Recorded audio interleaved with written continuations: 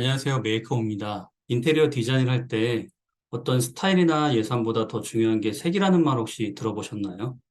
왜냐하면 색은 분위기를 만드는 가장 큰 직관적인 요소이기 때문인데요. 인테리어에서 어떤 평면 계획이나 디테일도 중요하지만 색은 그런 요소들까지도 한 번에 압도할 수가 있거든요. 어떤 사람은 색을 줄이는 게 깔끔하다고 예쁘다고 말하고 어떤 사람들은 색상이 좀 다채로운 게 공간에 생기 있다고 말하기도 하는데요. 정해져 있는 답이 있다거나 100점짜리 집을 만드는 건 아니지만 누가 봐도 80점 정도는 줄 수 있는 평균 이상이라는 건 있다고 생각하거든요. 저는 우리 집이 이 80점 이상이면 된다고 생각하는 사람이고요.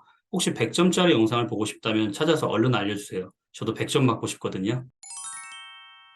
영상을 끝까지 보신다면 이제 색상 매칭은 어떻게 해야 되는지, 그리고 배운 걸 어떻게 써먹어야 되는지 알게 되고, 영상을 딱 3번만 정주행한다면 인테리어 비용의 1,000만 원 이상은 아끼게 될 거라고 제가 장담합니다. 색을 이야기할 때 알아야 되는 기본 용어들이 있는데 모르는 사람들을 위해서 기본 명칭부터 한번 알고 가면 좋은데요. 색은 유채색과 무채색으로 나눠집니다. 유채색은 색상, 명도, 채도로 또 나눠지는데요. 색상이라는 건 빨강, 파랑, 초록 등의 색의 차이라고 보시면 되고요. 명도는 밝기 차이, 채도는 선명함의 차이라고 보시면 됩니다. 그리고 색조, 톤이라는 걸 우리가 많이 얘기하는데 색조는 명도와 채도를 동시에 나타낸다고 하는 이제 색의 상태라고 보시면 됩니다. 무채색 같은 경우에는 이제 색상과 채도가 없고요. 명도의 색 차이에 따라서 하양, 회색, 검정이 됩니다. 색을 이야기할 때 이 색상원에 대한 이야기 역시 빠질 수가 없는데 학교 다닐 때 미술 시간에 이 원형 모양에 대해서 한 번쯤 본 적이 있을 거예요. 이 색상원에는 12가지 색이 포함되어 있고 색의 관계에 대해서 설명을 하고 있는데요. 이 12가지 색은 사실 노랑, 빨강, 파랑 이 세 가지 원색으로 구성이 되어 있죠. 두 가지 원색을 서로 섞었을 때 나오는 색을 등화색이라고 하는데 예를 들어 빨강과 파랑을 섞으면 보라가 나오는 것처럼 색의 혼합으로 중간색을 알게 되는 부분이기 때문에 색의 배색에 아주 중요한 기본을 이해하게 되는 거죠. 그리고 원색 두 가지를 섞어 나오는 등화색을 다시 원색과 섞으면 나오는 색을 3차색이라고 합니다. 이 12가지 색상을 기준으로 서로 반대되는 보색을 할 수 있고 기본 색에 대한 이해가 생기기 때문에 이 정도만 알아도 충분합니다. 만약 리모델링을 하는데 평면 레이아웃이 어느 정도 정해졌다면 재료에 대한 고민을 하기 전에 분위기를 만드는 색상을 정하는 게 먼저여야 합니다. 인테리어라는 건 결국 분위기를 만드는 과정이라고 할 수 있는데 인테리어의 분위기는 디자인적인 형태보다 색으로 먼저 우리 눈에 인식되기 때문이죠. 공간 안에서는 색이 먼저 인식되고 그 다음 형태나 재질이 눈에 들어오잖아요. 그래서 우리 집의 분위기를 따뜻한 느낌으로 할지 차가운 느낌으로 할지 정하는 게 가장 첫 번째라는 거예요. 배색 조합이라는 건 공간 디자인이든 패션이든 배색을 어떻게 하는지가 가장 중요하고 이걸 어떻게 적용하느냐에 따라서 분위기가 많이 달라지는데 전문 디자이너들은 각자 자기만의 배색 팔레트라는 걸 가지고 있어요. 이 팔레트를 구성하는 방법으로는 크게 5가지로 나눠볼 수가 있는데요. 첫 번째는 유사색 팔레트예요. 유사색이라는 건 이 색상 안에서 세 가지 색상끼리 묶어놓은 색상을 말하는데요. 옐로우, 오렌지, 오렌지처럼 유사한 색상끼리의 조합을 말하는 거죠. 인테리어 디자인할 때 유사색으로 꾸민다면 공간을 어렵지 않게 매칭할 수 있고 안정감이 든다는 장점이 있어요. 두 번째는 보색 팔레트인데요. 보색은 우리가 알고 있는 것처럼 반대색이라고 보면 되는데 색상 안에서 한 가지 색을 봤을 때 서로 마주하고 있는 색을 말하는데요. 서로 돋보이게 만들어주는 효과가 있어서 두 가지 색상 맞대어 봤을 때 가장 튀는 포인트색을 만들어주죠. 이 보색 팔레트를 주거에 다채롭게 적용하고 싶다면 선명한 색은 자극적인 인상을 주기 때문에 배경을 무채색으로 쓴다거나 전체적인 채도를 좀 낮추고 반대색 사이에 중립적인 중간색을 끼워 넣으면 강렬한 느낌이 좀 누그러져서 쉽게 조화를 이룰 수가 있어요. 세 번째는 삼색 팔레트예요.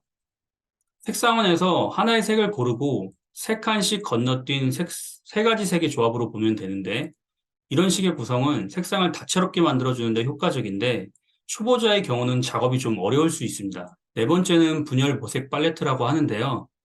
먼저 한 가지 색을 정하고 정한 색에 반대되는 보색에 양 옆에 있는 색들의 조합을 말하는데요. 저희 회사 로고 디자인에도 퍼스널 컬러로 활용되고 있는 팔레트 조합이기도 합니다. 마지막 다섯 번째는 직사각형 팔레트입니다. 마주보는 보색 한 쌍을 선택하고 처음 선택한 한 쌍에서 두 칸 옆에 있는 보색을 추가한 겁니다. 색을 좀 더 다채롭게 사용하고 싶은 자녀방이나 상공간 같은 데 적용하면 좋겠죠? 지금까지 다섯 가지 팔레트 유형을 보여드렸는데요. 이제 다섯 가지 팔레트 중에 마음에 드는 팔레트를 하나 고른 다음 내가 선택한 팔레트의 세 가지 색상을 뽑아서 적어보는 거예요. 예를 들어 나는 삼색 팔레트가 괜찮았는데 그중에 오렌지, 보라, 녹색이 마음에 들었다 그러면 오렌지, 보라, 녹색 이 세 가지를 적어두는 거죠. 시간이 필요하다면 영상을 잠시 정지하고 앞으로 돌려보면서 한번 골라보세요. 사실 색이라는 건 누구나 다 아는 것처럼 이 색상 안에 12가지 색이 전부가 아니고 같은 색이라도 투명도라든지 밝기와 탁함에 따라서 수백 가지, 수천 가지로 나눠볼 수 있잖아요. 그래서 색상원에 있는 색은 그저 그 수천 가지 색 중에 내 취향을 알기 위한 기본 가이드 정도라고 보면 될 것 같고요. 이 가이드를 통해서 내가 좋아하는 취향의 컬러를 세 가지 찾는 거라고 보면 되는데 곧 이어지는 뒷부분에서 이 세 가지 색을 가지고 어떻게 활용할 수 있는지 알려드릴 거예요. 주조색은 배경이 되는 가장 밝은 색으로 공간을 보면 바탕이 되는 면적이라고 할 수 있는데 벽면이나 천정면 그리고 바닥면 등과 같이 넓은 면적이라고 할 수가 있고 보조색은 주조색과 강조색의 중간색으로 보면 되는데 바탕이 되는 면적의 20% 정도를 차지하는 부분이라고 보면 되고요. 가구나 커튼, 러그, 도어, 몰딩류와 같이 주조색 다음으로 큰 면적을 차지하는 부분이라고 보면 됩니다.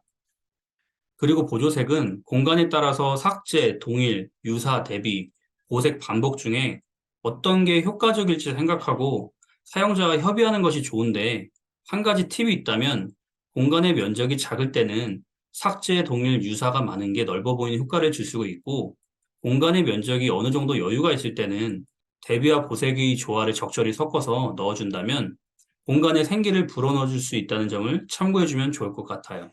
마지막으로 강조색은 가장 진한 색으로 강조하고 싶은 부분에 눈에 띄도록 넣어주는 가전이나 장식 소품과 같은 포인트 컬러라고 생각하면 되는데요. 이 강조색을 잘 활용하는 팁이 있다면 여러 군데 반복적으로 배치하는 건데 사실 소품 같은 경우는 따로 사기도 하지만 기존에 갖고 있던 소품들이 더 많잖아요. 그럴 때는 다양한 색감들이 있는 소품들을 한 곳에 모아두고 배치하지 말고 여러 군데 반복적으로 배치를 한다면 전체적인 밸런스를 잡아줄 수 있을 거예요. 주조색, 보조색, 강조색의 개념과 어떤 부분에 활용해야 될지도 알아봤으니까 이제 앞서 내가 적어놨던 오렌지, 보라, 녹색을 주조색, 보조색, 포인트색으로 나눠서 구분하고 어느 공간에 적용할지도 생각해 보면서 더 세부적으로 한번 적어보는 거예요.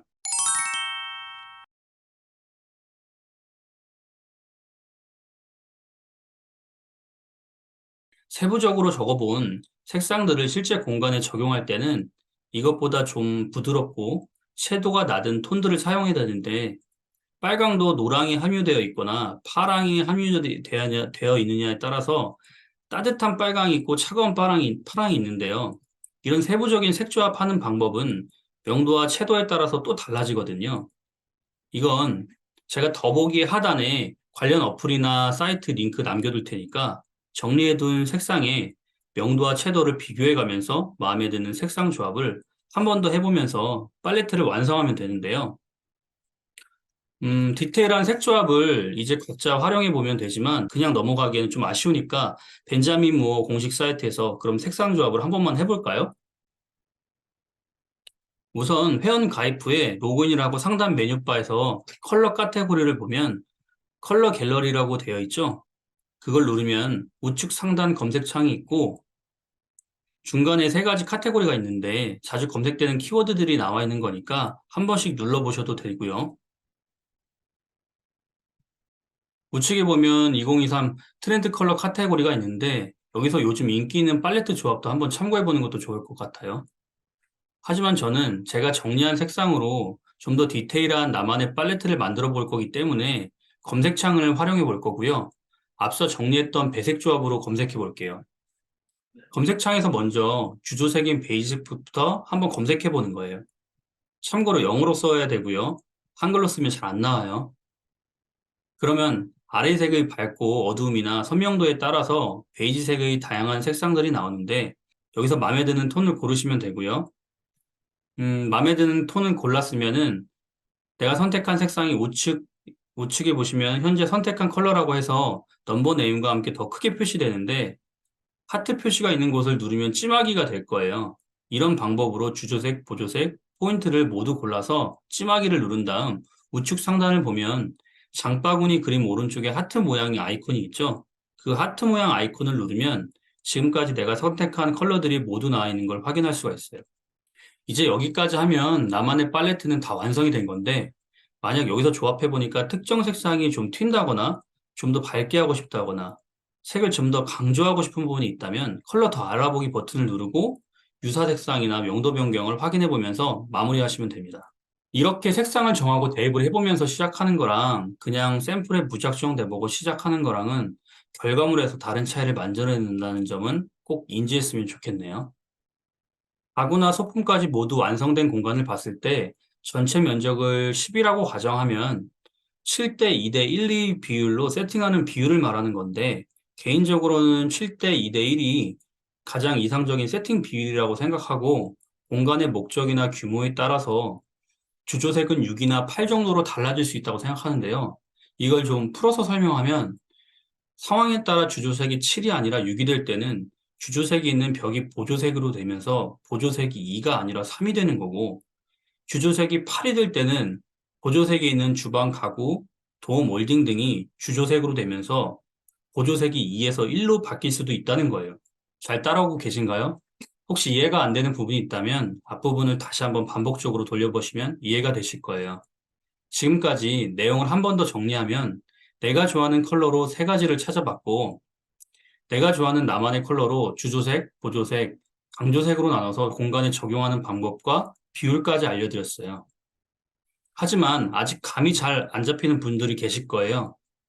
왜냐하면 인테리어 공사는 그래픽 디자인이나 순수 미술처럼 내가 만든 팔레트를 그대로 입히는 게 어렵기 때문이거든요. 주조색이 페인트 도장 마감이면 천장이나 벽면에 적용하기 쉽겠지만 잘 알고 있는 것처럼 벽지, 필름, 타일, 가구, 소품 등은 내가 만든 색으로 쉽게 할 수 있는 게 아니잖아요. 그럼 주조색이 페인트가 아닌 경우에는 다른 재료 선택이 있어서 좀 어려울 텐데요. 나만의 팔레트를 공간에 효과적으로 녹여내려면 어떻게 해야 할까요? 그럴 때는 내가 만든 팔레트랑 유사한 색상을 골라서 재료와 매칭하는 방법을 쓰면 되는데요. 일반적인 경우를 예로 들어볼까요? 내가 만약 신혼부부 24평 아파트 리모델링 예정인데 실크도배 예정 정도 이제 고려를 하고 있는 상황이라고 가정을 할게요. 소형평소의 모든 고민 중에 하나가 아마 좁은 공간이 좀 넓어 보였으면 좋겠다 할 거예요. 만약 이 상황이 저라면 오늘 배운 방법을 토대로 5가지 팔레트 중에 3가지 컬러를 정하고 주조색, 보조색, 포인트색까지 정한 다음 재료를 고를 때 내가 만든 팔레트와 재료를 최대한 유사 색상을 고르면서 재료를 매칭해 나갈 건데요. 공간에서 주조색은 어디에 사용될 수 있다고 했죠? 네, 맞아요. 벽 천정 바닥이죠. 그럼 보조색은요? 도어 몰딩 수납 가구 바닥재가 있다고 했죠. 그리고 보조색은 동일과 유사 방법이 많이 들어가면 공간이 넓어 보인다고 말씀드렸어요. 그럼 주조색으로 잡은 베이지 컬러를 최대한 동일과 유사가 많이 들어가는 방법을 쓰면 당연히 공간이 넓어 보일 거 아니에요. 그럼 다음 시간에는 공사비를 줄이고 넓어 보이는 톤 앤 매너 5가지를 알려드릴게요.